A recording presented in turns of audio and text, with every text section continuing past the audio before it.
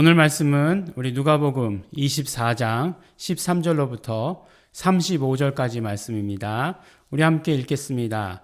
그날에 저희 중 둘이 예루살렘에서 25리 되는 엠마오라 하는 촌으로 가면서 이 모든 된 일을 서로 이야기하더라.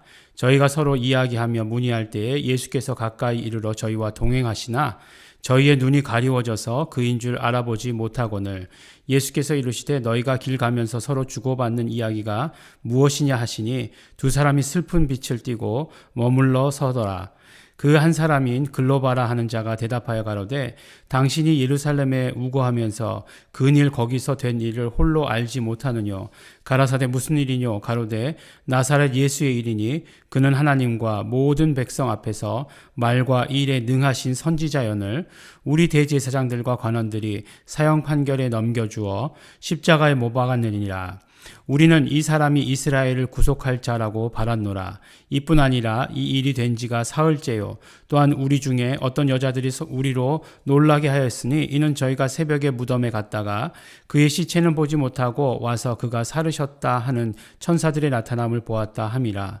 또 우리와 함께한 자 중에 두어 사람이 무덤에 가 과연 여자들의 말한 바와 같음을 보았으나 예수는 보지 못하였느니라 하거늘 가라사대 미련하고 선지자들의 말한 모든 것을 마음에 더디 믿는 자들이여 그리스도가 이러한 고난을 받고 자기의 영광에 들어가야 할 것이 아니냐 하시고 이에 모세와 및 모든 선지자들의 글로 시작하여 모든 성경에 쓴 바 자기에 관한 것을 자세히 설명하시느니라. 저희가 가는 촌에 가까이 가매 예수는 더 가려 하는 것 같이 하시니 저희가 강건하여 가로되 우리와 함께 유하사이다. 때가 저물어 가고 날이 이미 기울었나이다 하니 이에 저희와 함께 유하러 들어가시니라. 저희와 함께 음식 잡수실 때에 떡을 가지시고 축사하시고 떼어 저희에게 주심에 저희 눈이 밝아져 그인 줄 알아보더니 예수는 저희에게 보이지 아니하시는지라.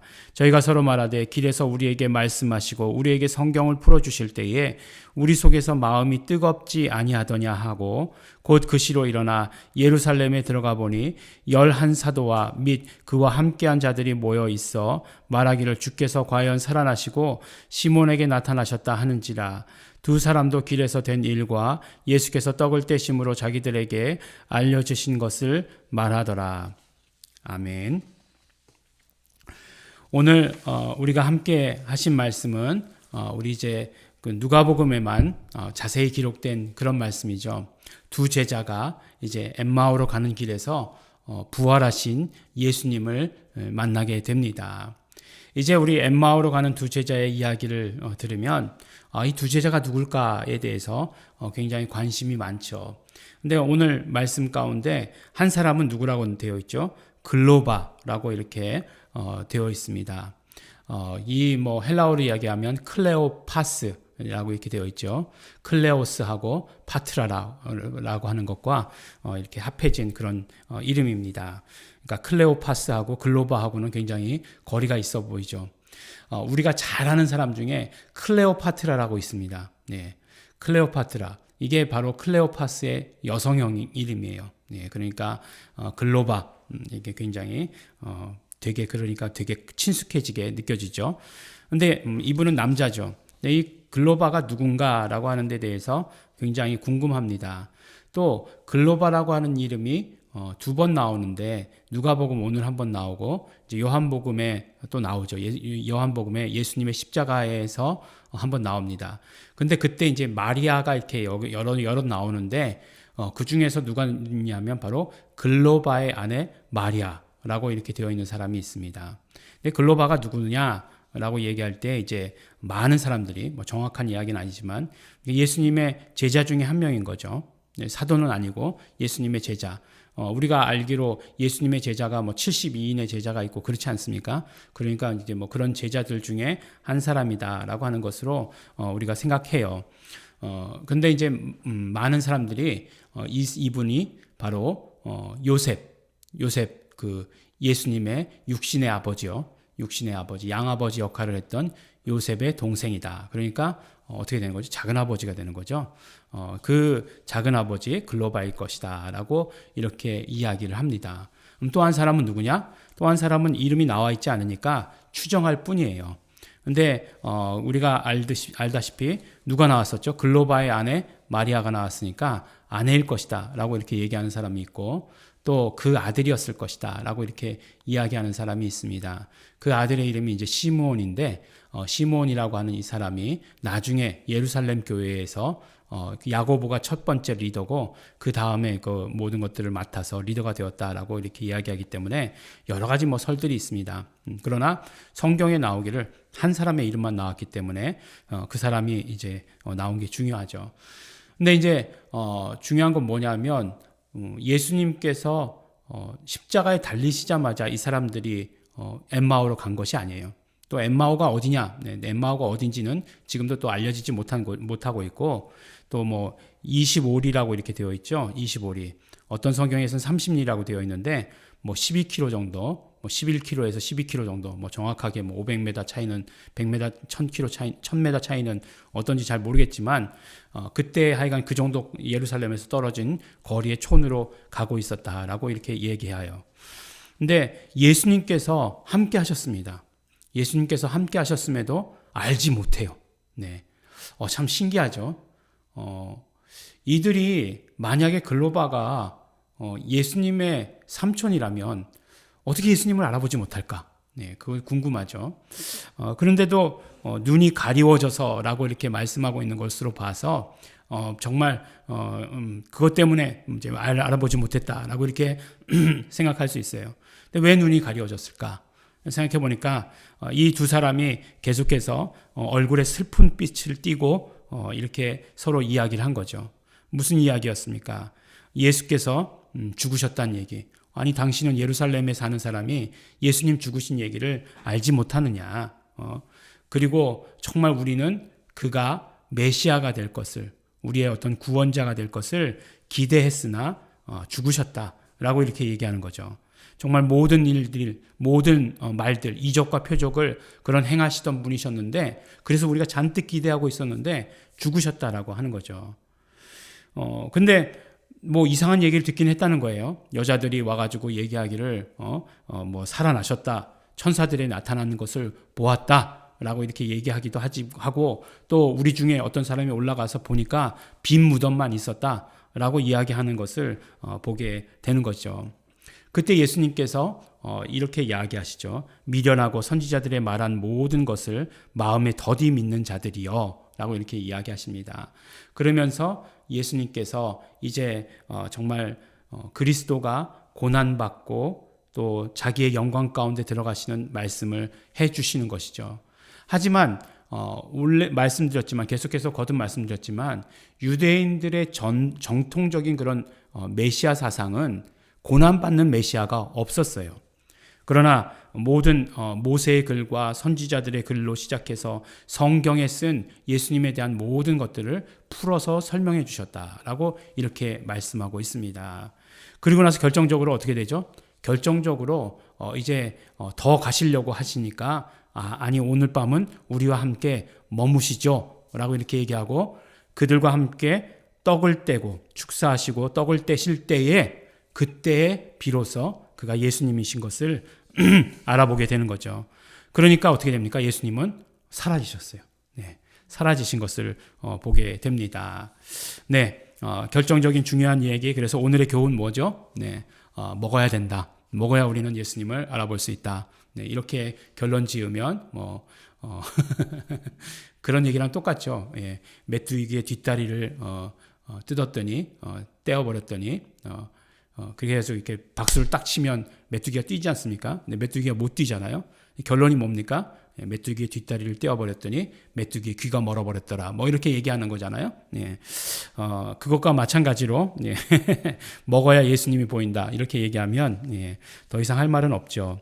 근데 사실은 거꾸로 이야기하면 예수님께서 말씀하신, 우리에게 예수님께서 명하신 그 성만찬의 예식이라고 하는 것은 그만큼 우리에게 있어서 굉장히 중요한 것을 말해 주시기도 합니다. 근데 어쨌든지 간에 우리가 그 오늘 말씀을 통해서 예수님의 부활을 보고도 듣고도 믿지 못한 많은 사람들이 있습니다. 예수님의 제자라고 하는 사람들도 믿지 못했어요.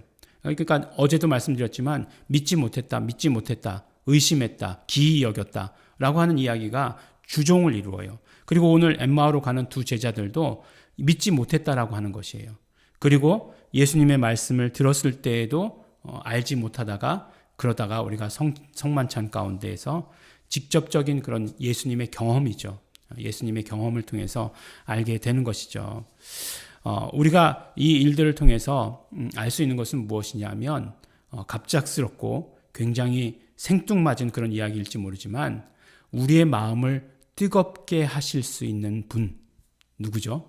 성령님이죠. 성령님을 영접해야 하는 것을 우리에게 말씀해 주십니다.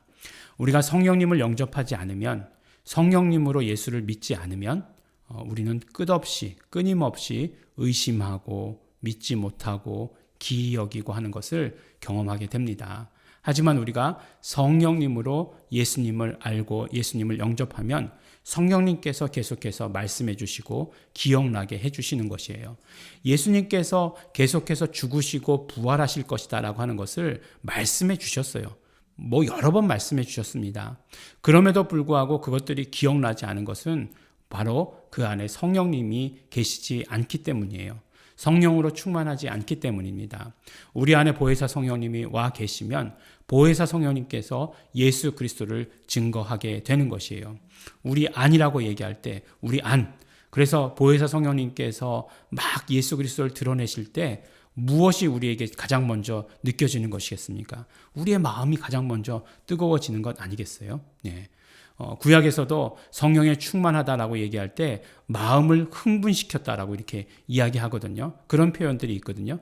그러니까 우리의 어떤 마음이 뜨거워지고 우리의 마음이 흥분되는 것 성령님께서 예수 그리스도가 누구이신가를 증거할 때 이루어지는 일이다. 일어나는 일이다라고 하는 것을 우리는 알게 됩니다.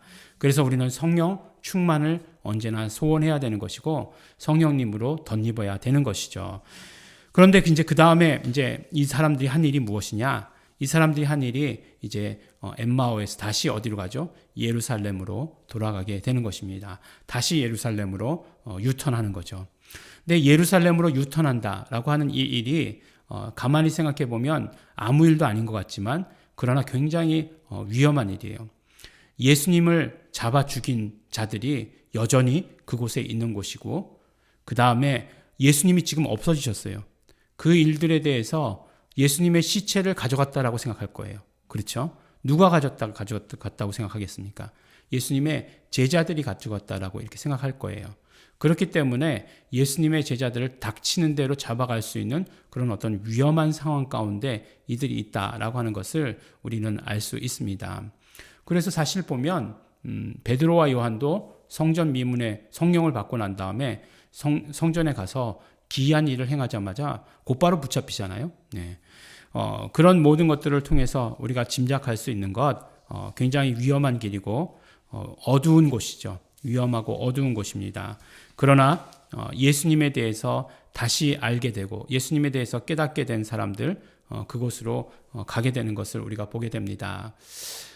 그러고 보면 우리 성령 받은 자들이 어떤 삶을 살아야 되는가라고 하는 것을 우리는 조금이나마 짐작해 볼 수 있어요. 성령 받은 사람은 언제나 꽃길과 구름길을 걸어가는 것 아니라고 하는 것이에요. 성령 받은 사람은 가장 위험하고 가장 어두운 곳으로도 들어갈 수 있다라고 하는 것을 우리에게 말씀해 주십니다. 오늘 우리 엠마오로 가는 두 제자들, 그 두 제자들이 글로바와 또 한 사람 누구이든지 간에 예수님을 다시 깨닫게 되고 예수님을 다시 영접하게 되고 그 마음이 뜨거워진 것, 그 말씀을 듣고 뜨거워진 것에 대해서 우리는 감사합니다. 사실 우리가 어떤 면으로 보면 성령님을 영접해야 되고 또한 계속해서 말씀을 들어야 되는 것을 이야기해 주시는 것일 수도 있어요. 그렇죠? 우리가 계속해서 그래서 말씀을 듣는 그 자리 가운데 있어야 합니다. 말씀을 들을 수 있는 자리로 옮겨가는 것 이제는 사실은 더 쉬워졌어요. 네. 여러분들 전화만 열어도 말씀을 들을 수 있고 여러분들 혹시 놓칠까봐 네. 교회에서 매일매일 이렇게 친절하게 유튜브 주소도 이렇게 알려드리고 있고 네. 아예 그 유튜브에 들어가 보면 지금까지 전한 모든 말씀들이 다 있고 하는 것을 이렇게 보게 됩니다. 우리가 언제나 성령님과 말씀과 더불어 있는 자들, 마음이 뜨거운 자들, 그러므로 성령님께서 인도하시는 곳으로 가는 자들 되시기를 바랍니다. 오늘은 크리스마스입니다. 크리스마스, 메리 크리스마스, 정말 기쁘고 행복한 크리스마스. 아무리 정말 세상이 이렇다 할지라도 기쁘고 행복한 크리스마스 되시기를 예수 이름으로 축원합니다. 기도하겠습니다. 하나님 아버지 감사합니다.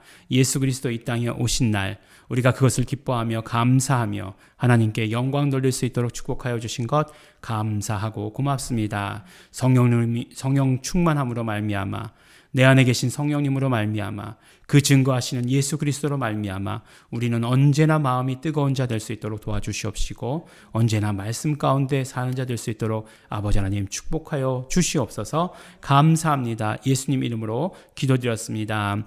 우리 시간 기도하실 때 우리 감사하시면서 기도하시기 바랍니다. 오늘 크리스마스니까 우리 예수님 오신 것 우리 먼저 감사하시면서 기도하시고 또 죽으시고 부활하셔서 우리의 모든 죄와 우리의 모든 사망에 이르는 것들 우리의 모든 연약한 것들 다 치료해 주시고 회복시켜 주시고 그것으로부터 구원해 주신 것 우리 감사합니다. 우리 감사하시면서 기도하시고 또 우리 기도하실 때 그러므로 성령님 충만함으로 말미암아 정말 예수님께서 말씀하신 그곳으로 달려가겠습니다. 우리 결단하시면서 다 같이 통성으로 기도하시겠습니다.